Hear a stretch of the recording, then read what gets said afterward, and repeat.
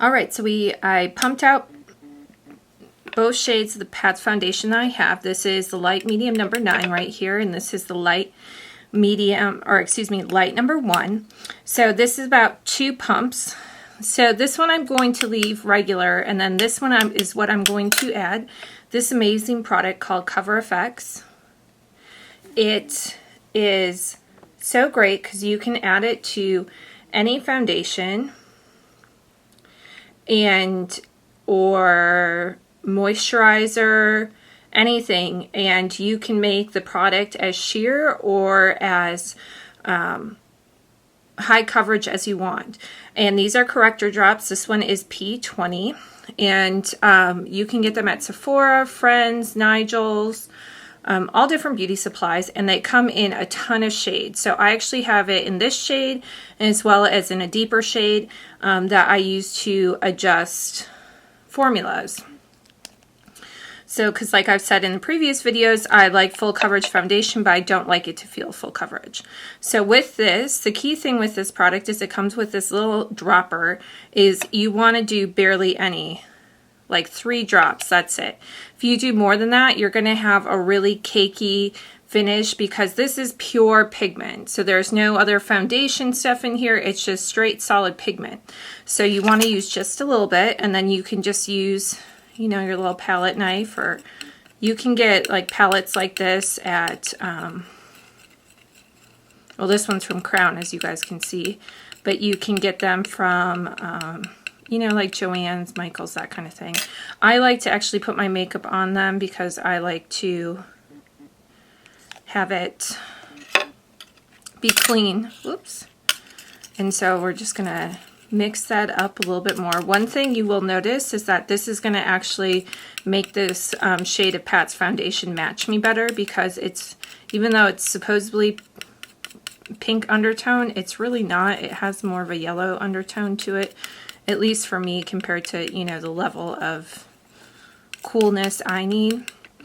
Okay, so now we got that all mixed up. I'm going to kind of clean up my mess a little bit, and then we're going to go ahead and put that on the face. So give me 1 second. I'm going to turn the camera around and we'll get going. Alright, so we got everything all mixed up right here on our lovely little palette. So I'm actually going to use my Sephora foundation brush today. I really like this one. It's got a nice slant to it. It is the Sephora Pro Foundation number 47. It is a synthetic brush, which is fine for foundation.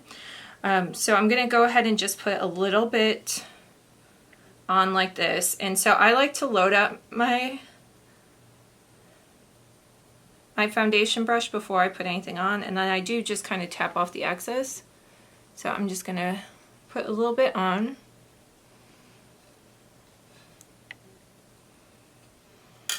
I did make kind of a bigger batch than what I would normally use foundation wise. Like I did squirt out a little bit extra.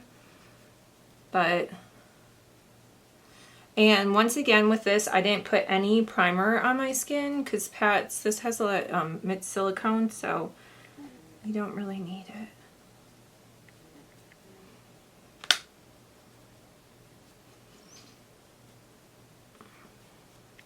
One thing is, when you make a foundation more full coverage, sometimes it's not going to have the same slip, and you might need to work a little bit faster because if there's more pigment in the product, sometimes it can dry down faster.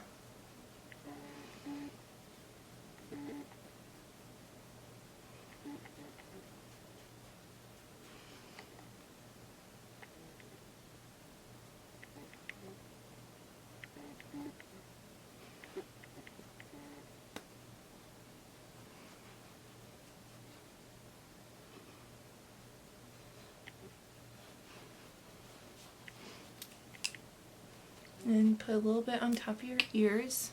See how big of a difference that makes? Just even this little bit here.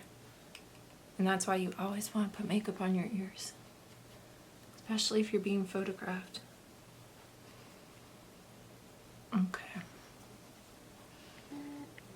Now that I got it on there, I'm going to go in with my Beauty Blender and just kind of blend it a little bit more. It took me a minute to mix it, so it's already starting to set. So we just need to put a little bit more moisture into the product just to help it go exactly where we want it to go.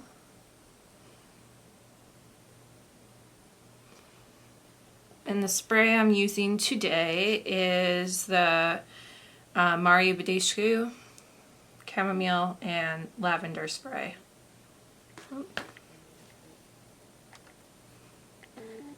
There we go. So you can just put a little bit of that in.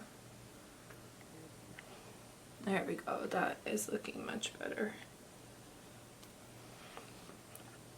Okay, I'm just going to go back in and kind of add some more to the areas that I really need it. So this will make it more full coverage.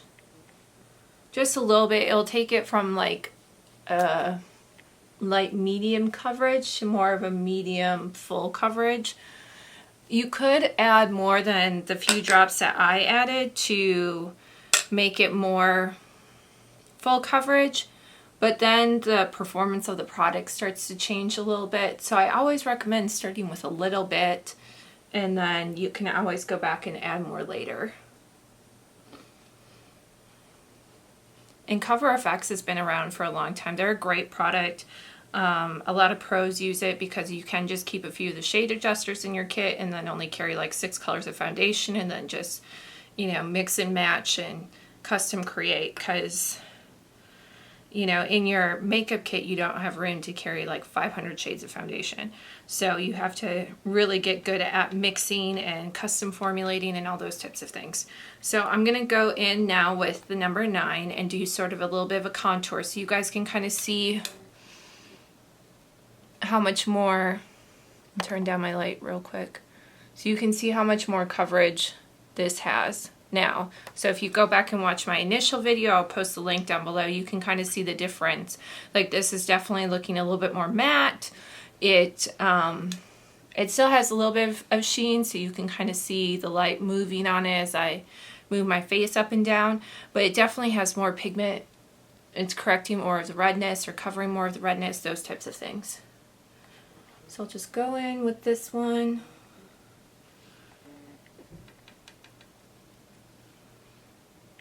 Remember what I said last time, you don't have to do the hardcore heavy contour to get, you know, that little bit oomph.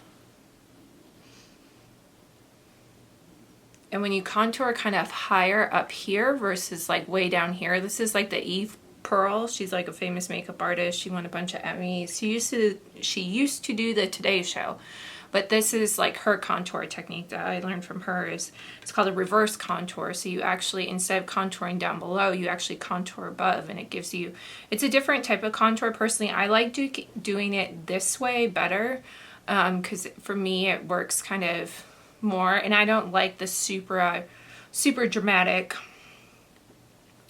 contour, because I like it to, you know, I like it to look natural, so that way when you turn your face to the side you don't see this massive like, and I like my makeup to look not only good for film and photography, but good in real life, because to me there's no point in having makeup that looks great on film and then someone sees you in real life and it's like, whoa. So I like stuff that's really well blended, flawless. You know, I grew up in the 90s, so I grew up with, you know, Kevin Aquan. He was like, you know, I call him my guardian angel in heaven. You know, he was in all the magazines. He was doing all the makeup.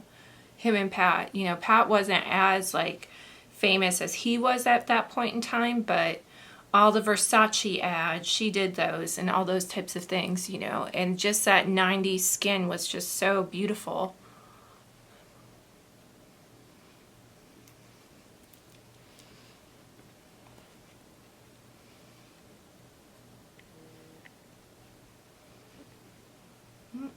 See, I have a little bit of a hard line right here, so I'm just going to blend that out. We don't want that.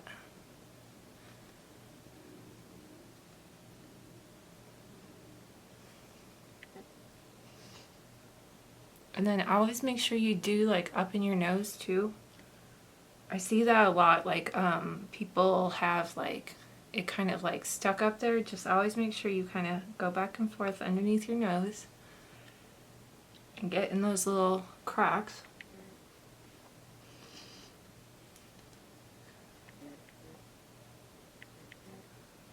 Now I always put foundation on my eyes, and then I'll go in, you know, if I'm doing this where I do foundation first and then the other, then color on top of it, i.e. eyeshadows, those types of things, then I'll put my foundation on my eyes first. If I'm doing my eyes first, then, which I try to do most of the time because there's a thing called gravity and product falls, and you know, if you do your foundation, it's absolutely wonderful, and then you go in and do your eyes and then it falls and then you got to clean it up, you know, you're just wasting product that way. So if you want to save time, do your eyes first and then do your foundation, and then of course your blush, your bronzer, all those types of things. But if I'm doing eyes first, then I would use like my eye primer, which is the anti-aging Urban Decay eye primer. I just use that on myself and all my clients. I don't think there's, unless I'm doing special effects makeup, then I don't use it because that's a little bit different preparation. But for classic everyday makeup, I always use that. And then, you know, like a MAC paint pot or something like that, and go in there and then really start going in with the shadow. All right, well, I'm gonna put a little bit more makeup on and then I'll come back, put some color on, some mascara, those fun things, and I'll give you guys an up close look. But that is a quick way to make your foundation more full coverage, or adjust it. If you found a foundation you really like but it doesn't come in your shade, you can do that as well too. So I'll be right back. All right, so I'm back. I just put a little bit of my YSL mascara on and a few shades of red lip color and some blush on, and here is the finished look. So as you guys can see, it definitely is more matte. It's canceling out a lot more of my redness that I have, and so this is a great way, using the CoverFX drops and Pat's foundation, or any foundation. It could be some, you know, any brand really. If you need a little bit more coverage, you can just put a few drops of these in here, or you can just buy this, and if you have a moisturizer you really love, put a few drops in that, mix it together, and you have your own tinted moisturizer. So I hope you guys like this technique or this hack to help make things more full coverage for you. I would appreciate it very much if you'd subscribe to my channel and like this video. And you can always follow me on Instagram and Facebook at Brittany, BRYTTANNEE. Thank you so much for watching. I really do appreciate your support, and have a great day.